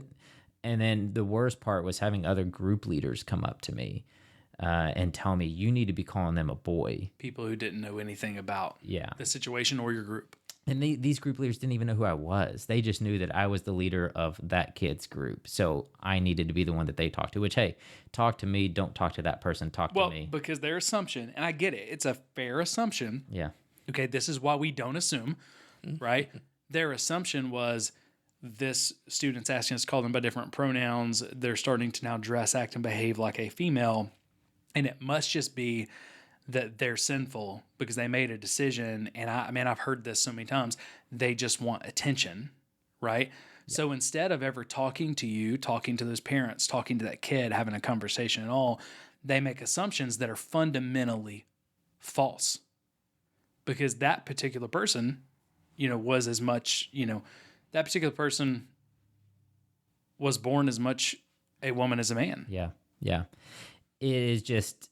And then you have to take that because you can't break their privacy. Yeah. And at first I kind of took it a little bit to heart at first. I was just like, man, that is just so hurtful. But then as time went on, I was just like, they don't understand what they're talking about. And so when other group leaders would come up to me and just be like, how are you handling the situation? You should be handling it this way. It was kind of easy for me to just kind of acknowledge it and just be like, nope, this, we got it. Don't worry. We got it. Seeing other parents. Honestly, just being totally selfish, I'm kind of glad I wasn't your student pastor at the time just because of having to deal with that so tough. Yeah.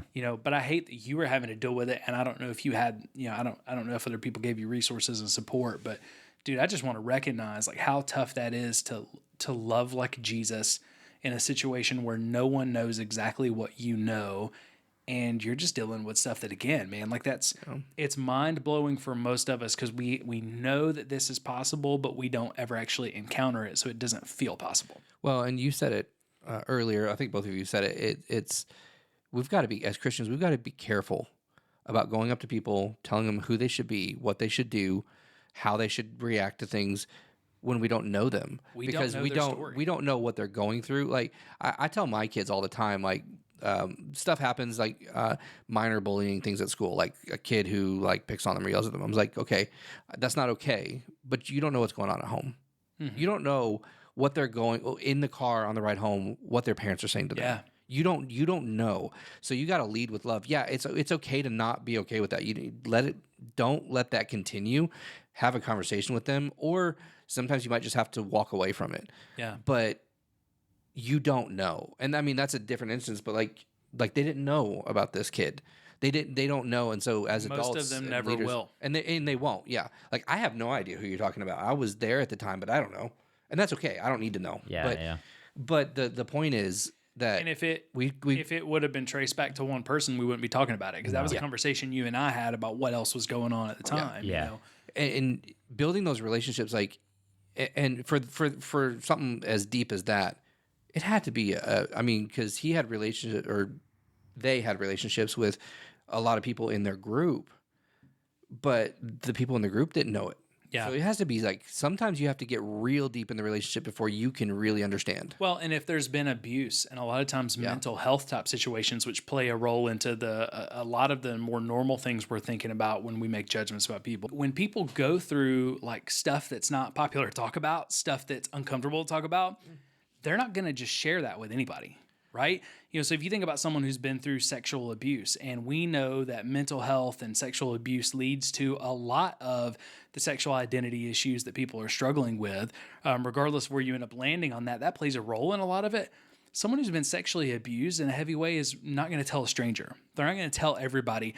Sometimes they're not going to tell the people closest to them. Like, we've heard from people who for decades didn't say I was sexually abused. Well, and I want to say this student specifically was not experiencing that to my knowledge. No, not at all.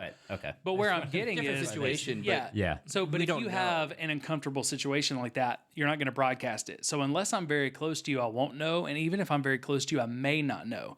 Yeah. So we have to assume there's things like Sean talked about that we don't know. The same thing is true when someone is dealing with intersex.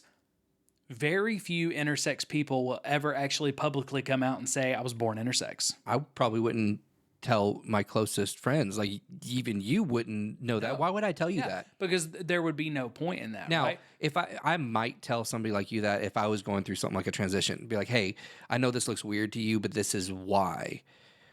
If I'm close enough to you. If I'm not close enough to you, I'm not going to tell you anything. Yeah. Why do I? Yeah. You don't need to know. Well, and that's the thing, though. A lot of people aren't going to say anything. They're not going to talk about it. They might not right? tell their kids. But here, and that's where I was going. There's a lot of people who are not, and when I say a lot of people, we're talking about millions of people who are dealing with this, in society every year. It's a small sample size overall, but it is a lot of people. Yeah. I mean, this is 0.5% is like the ones that we factually know are absolutely know for sure. Yes. 0.5%, you're like, that's not a lot. Is your congregation over 200 people? Yeah. Yeah. Well, and that's why, some 200. people are probably wondering, hey, what kind of a student ministry and church we are a part of where all these people having, issues about sexual identity. Sinful well, one. We were having more than 1,000 students at one point coming every month. And when you have a community of over 1,000 students, okay, you're always going to have a handful that are dealing with sexual identity issues. That actually becomes quite normal based on population size, right? Well, and statistically, you should have had at least 5 that were intersex. That's right. At least. But at all times and not have known it, right? But here's the thing with that. There are a lot of parents who had kids who were born intersex, made the decisions and surgeries and stuff early of what they would be, hormone replacement, all that, never told their kid. There are human beings who don't know that they were born intersex. Now, again, this is a small sample size, but the reason why I'm saying that is if we don't have any sort of empathy and curiosity, we don't know what we don't know. We only know what we see.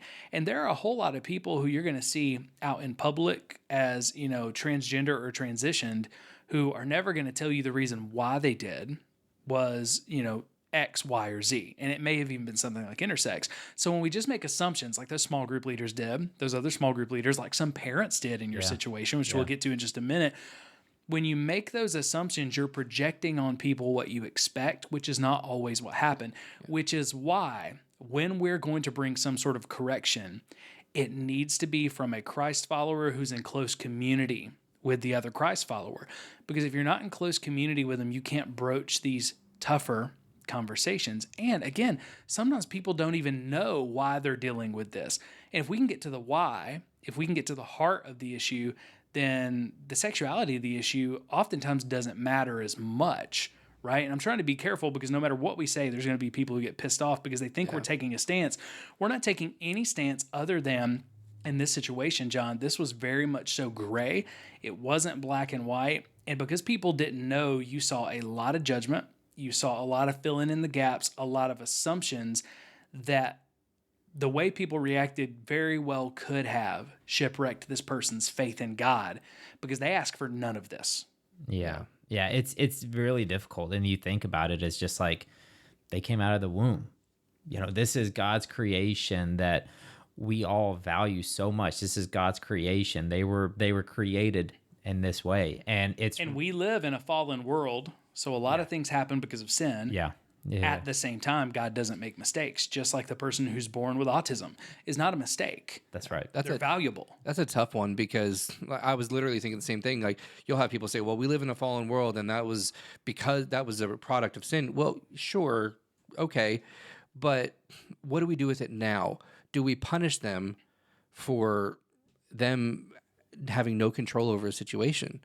Do we ostracize them and tell them that they're basically a mistake and that God can't love them for who they are in that kind of situation? Well, and you know, most of us are never going to get there because we won't actually know that that's the way that they are. We'll just assume something else is going on. Yeah. But I think back to when you go back to like, you know, the Roman Empire and the time where Jesus lived and after Jesus lived, there were people who were throwing away. It was culturally normal. If I had too many girls, I would just throw them into a pile of infants to die. Abandonment, right? Because I didn't want another girl. If your child was deformed at all or too small, you would do that. It was originally the Christians that came behind where all these children were being abandoned and started taking care of them and started nursing them back to health so that they would have a chance at life, whether they were deformed, whether they were small, whether it was because of their gender, right? And we've lost a lot of that because all of this stuff has become so politicized. And I get it. I understand. It has become politicized to an uncomfortable degree. But as Christians, we have to ask when we're heavily correcting not just a policy, but we're trying to correct a person. We need to get to know that person first. We need to be able to be close enough to ask some deep, uncomfortable questions because we don't know. And that's where all this conversation kind of started with you, Sean, of we don't know what we don't know.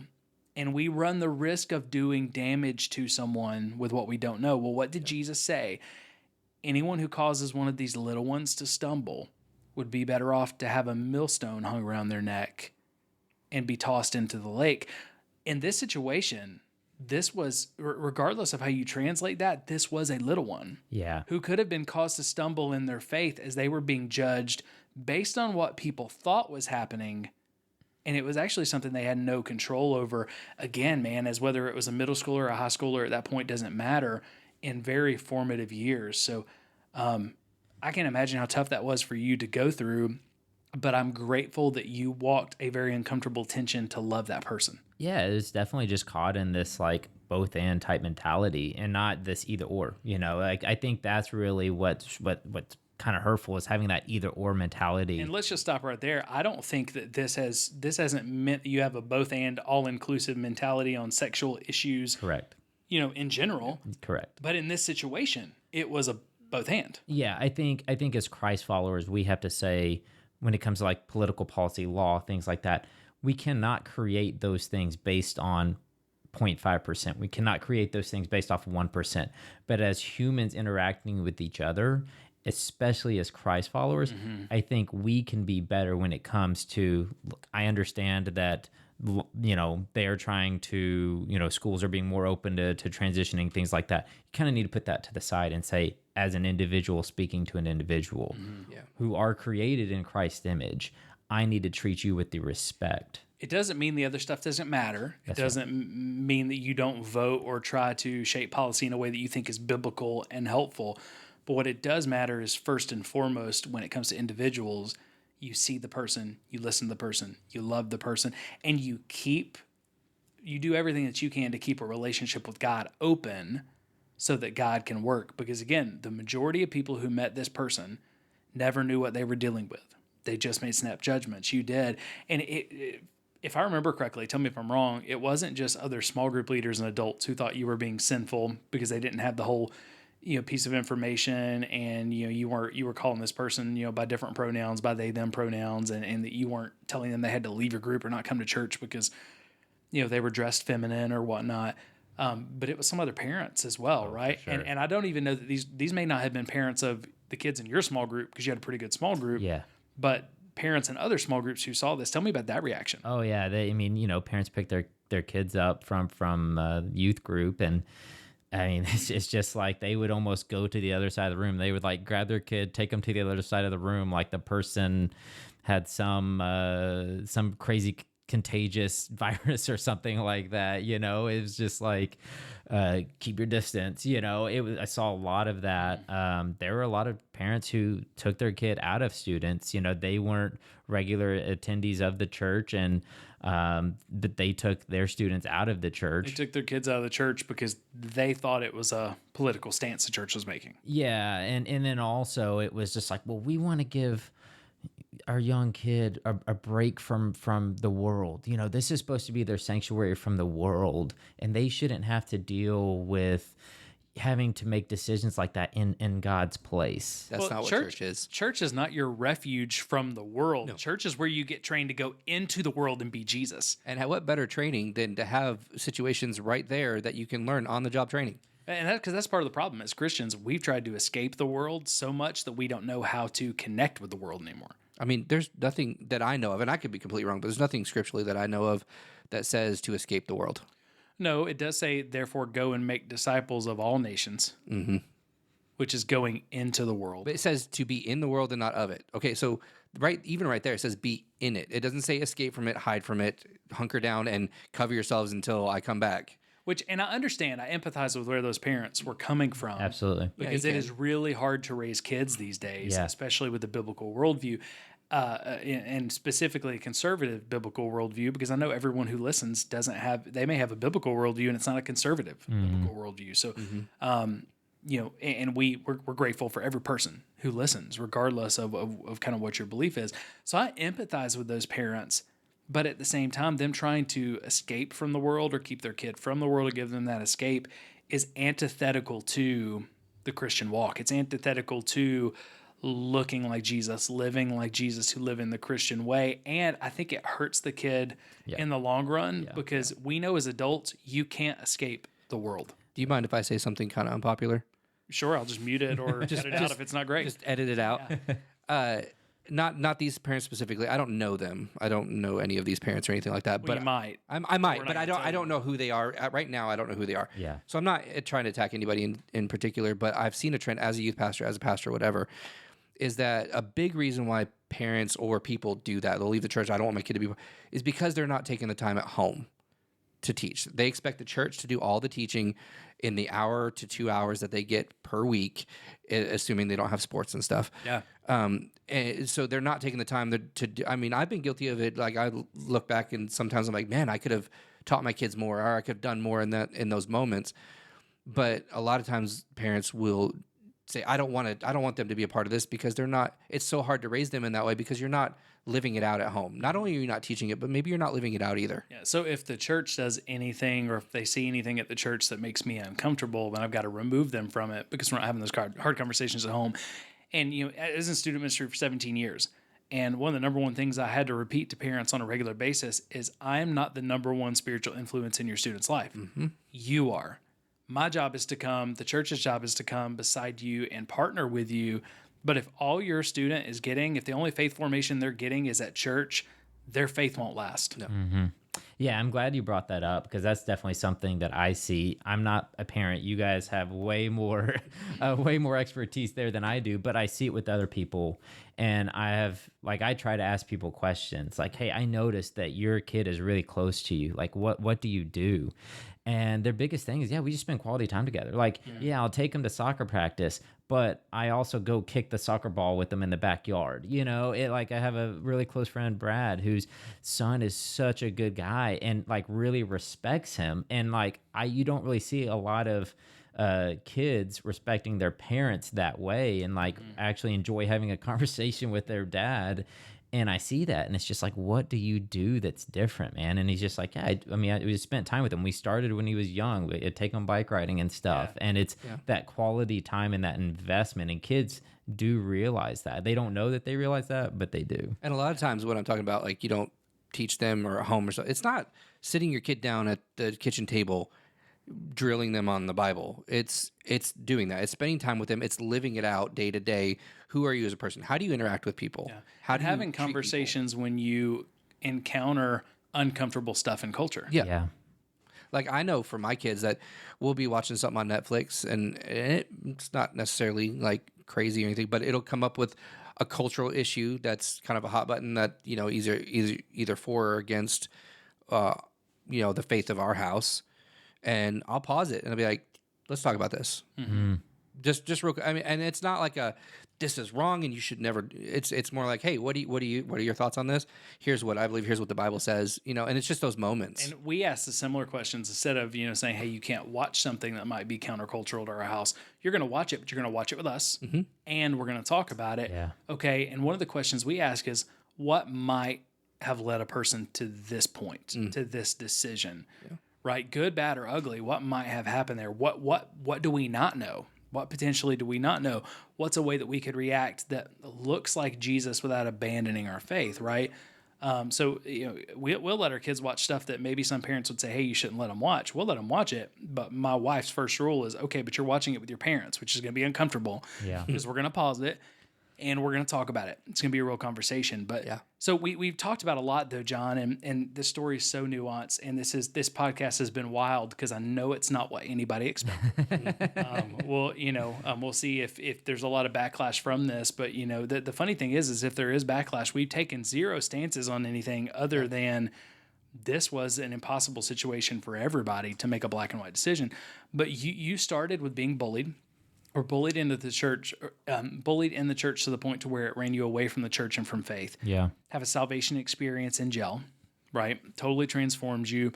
You get back in the church. You saw a lot of bullying that you were able to protect people from in the church, which was more general bullying, but still damaging. Yeah.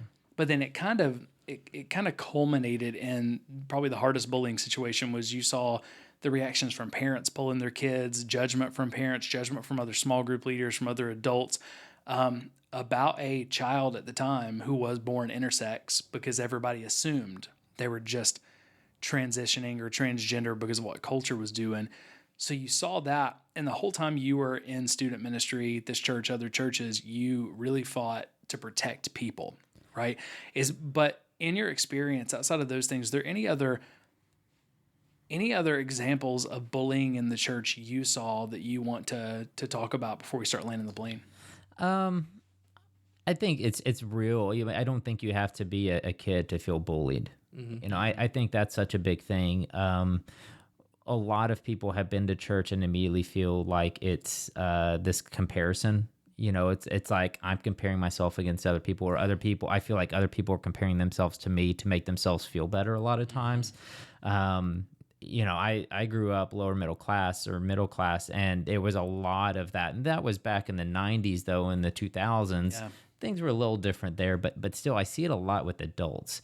And it looks different. It's not mocking in the same way that students would mock each other, but it's kind of more of just that, oh, you guys are trying so hard. You can see it. It changes. It's the bless your heart bullying. Yeah, it changes, but it's still there even with adults and adults. So I don't want people to think that only kids can be bullied in church. It's very real with adults as well. It's not just kids, and some of the greatest bullying that the intersex student we were talking about, the greatest bullying they experienced wasn't from other kids. It was from adults, adult leaders in the church, other parents. But beyond that, and again, we're not talking tons about systems today. We're talking about your experience, but we talk about a lot of abusive systems that need to change on the podcast as a whole. I can tell you, and this isn't just my experience, that, I know of hundreds of staff members at different churches that have experienced this as well. But when my wife lost her job and we were presented with an NDA, a legal agreement that said, hey, here's a hush money payment for you to stay quiet, I felt bullied. When I had elders around this table in my home who basically said, hey, you're going to be in sin, you're going to cause people to stumble, you're going to cause people to not be in heaven if you tell the truth about what's going on, I felt bullied to stay silent. When years before that, I lost my job for really no reason, and it was blamed on God, and I was told, hey, you have to lie about this to everyone involved, because if people know the truth, it'll cause them to leave the church. So we're going to give you another job and people won't know that you were fired. And here's the lie, the story that you need to tell. Otherwise, you and your wife won't have jobs anymore and be able to take care of your family. I felt bullied, right? Mm-hmm. And I use my experiences so that off the cuff, I'm not trying to think of how to change people's, names and situations. But I have heard since we started the podcast, I don't even know how many episodes we are in when this airs, right? But we're under 15 episodes in, man. And I've heard from hundreds of staff members from all kinds of denominations across the country who have went through this, even some volunteers who have been bullied to stay silent about certain things in the church. So bullying doesn't just happen with kids. Bullying goes far beyond what we've talked about. And whether it's someone being bullied in the name of Jesus and it causes them to leave the faith in the sense that they leave the church, they still believe in Jesus, but they can't reconcile with the church as an adult, or whether it's like you, John, and you were kind of ran out of the church, bullied out of the church, and said, I don't believe in Jesus at all as a child. Whether it's the front end or the back end, bullying from people who say they represent God in the church is one of the greatest reasons why people leave the church and why people deconstruct. Now, we can have all sorts of conversations about can a person who is legitimately a Christian deconstruct, leave the faith? I get all those conversations. The greater point we should be asking, though, is why are so many people leaving the church, wrestling with leaving the faith, wrestling with deconstruction? And I think the answer, this isn't all of the answer, but a large part of the answer is because they were bullied and because they were beaten down, and they were bullied not just by anybody, they were bullied by people who were supposed to love them and represent Jesus in the church. So when bullies are around, it's damaging always. When the bullies are in the church and the bullies represent God, it can cause some of the greatest damage in our lives. And I think it goes back to what Jesus said, whether that's an adult or a student. I think that's causing a little one to stumble. And I think it's very, very dangerous. So this isn't just something for pastors to solve. Mm-hmm. Pastors, church leaders, parishioners, Christians in general. This is something that we have to solve and say, hey, if someone gets corrected, that's one thing, but no one will ever be bullied in our church, and no one will ever be bullied in the Christian circles we're a part of. Yeah, I really think of it as just like, are we encouraging? Are we encouraging to one another? We're supposed to lift each other up. And if I say this one thing, is this me lifting them up, or is this me lifting me up? Mm-hmm. Right. And that's something that I really try to catch myself on most interactions that I have, of just like, hey, is this in love? Are you saying this in love? Mm-hmm. Are you about to type this comment in love? Or are you about to, send this message in love? Or are you about to send this message because you think this person is a hypocrite and they need to check themselves? Most of the time, it's the latter of the two. Yeah. And so I really have to check myself always. And now with it being so easy to communicate online, it's not just something that, hey, I go to church, now I got to check myself and make sure I'm lifting each other up in love. It's also lifting each other up in love on a daily basis, regardless if the person is a churchgoer or not. We've got to lift them up in love. Yeah. And it's not just love, but we talked about this, Sean, on a previous episode, where we talked about, the fruit of the Spirit and what that looks like. And we'll go ahead and link to that so that you can see in the card. You can click and watch that if you want. But it's not just love; it's all the fruit of the Spirit. Yeah. Are we interacting even in these very uncomfortable situations, like a person transitioning, where we assume we know what's going on? Are we interacting in a way where we stand by what you believe is truth, but you also are showing love, joy, peace, patience, kindness, goodness, gentleness, faithfulness, and self-control? Yeah. And most of the time when we deal with these kind of identity issues, we lose all of that because it's become so hot button culturally and politically. And here's where I would just kind of leave you as far as on those, because I know that part of this podcast, it's actually a small part of this podcast, but it's going to be something that it's hard for people to let go of. It's going to be uncomfortable. But I would just say in those situations, like sometimes we jump to correction. Sometimes we jump to we have to have a stance instead of knowing a person. And I think this is the most dangerous part. When it comes to cultural things that are going on that as Christians we may need to stand against, right? Depending on what we're talking about. Yeah, I mean, we're not saying we're agreeing. We are not saying agreement. Not at all. But what we got to be careful of as Christians is that we don't let culture bait us into the way we respond, into the way that we respond. Just because culture's dealing with this and we need to deal with this in our culture as Christians, we need to vote about this in our culture as Christians, it doesn't mean that I let culture dictate my response when I come in contact with a real human being who's dealing with this in front of me. Yeah. Yeah, absolutely. So, I mean, this has been heavy. It's been a lot. I appreciate you, dude, because none of this is easy.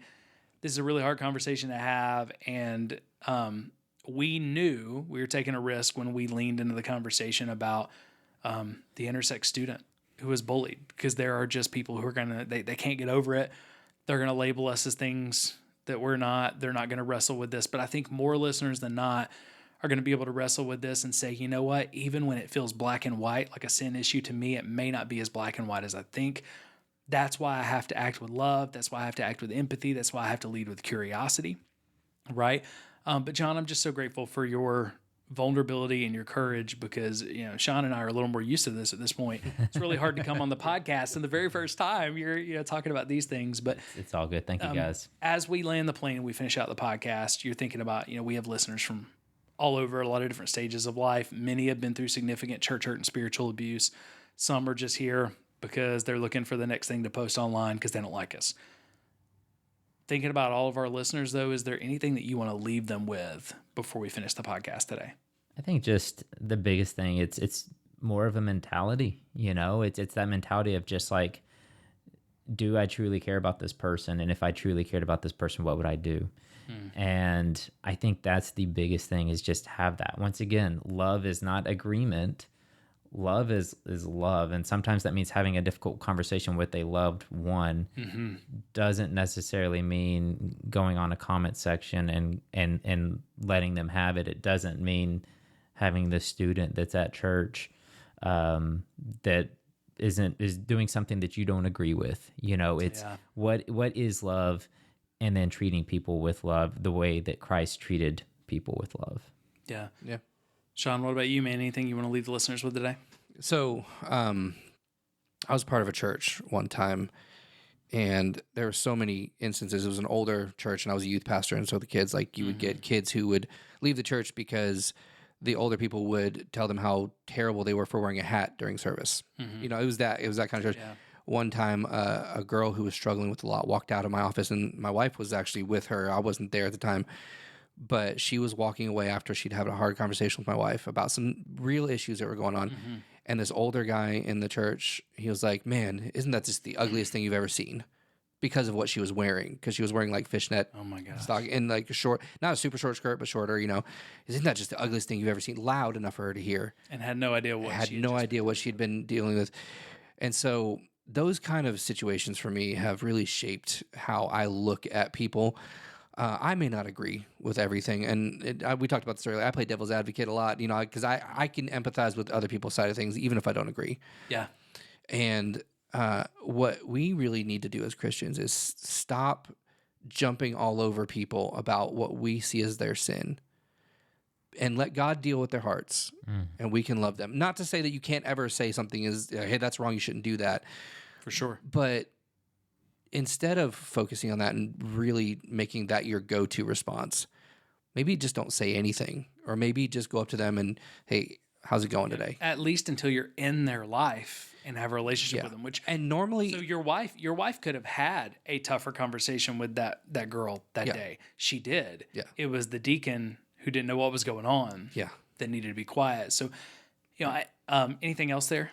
Just to lead with that, lead with the love, and like you said, sometimes just don't say anything. Yeah. And once you get into that relationship with them, you'll know when it's okay to have those tougher conversations, because one, they'll ask for it, or the situation will come up because you have that relationship. Yeah.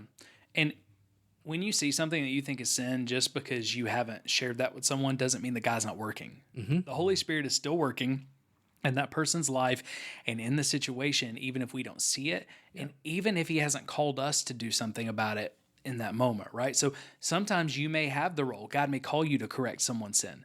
Other times he may call you to be the one who loves them and is there for them to show them the love of Christ when someone else corrects their sin. Okay, I've been the bad guy that's had to correct people's sin, and I've been the good cop. Okay, I've been the good cop I talked to you about how I hate so much that you had to lose your job, and I've been the bad cop that had to fire you. I've been both. And sometimes God calls us to play different roles. But here's what I want to leave the listeners with today, and what I want to encourage you guys with as well. And, again, we've already linked to a video where we talked about a new hermeneutic. We've actually got a couple of videos there, so we'll link to another one that's a two-parter. But when we talked about the new hermeneutic and we talked about how to approach Scripture and all that, we said, hey, it's the Great Commandment first. It's love God, love people. Then it's the Great Commission.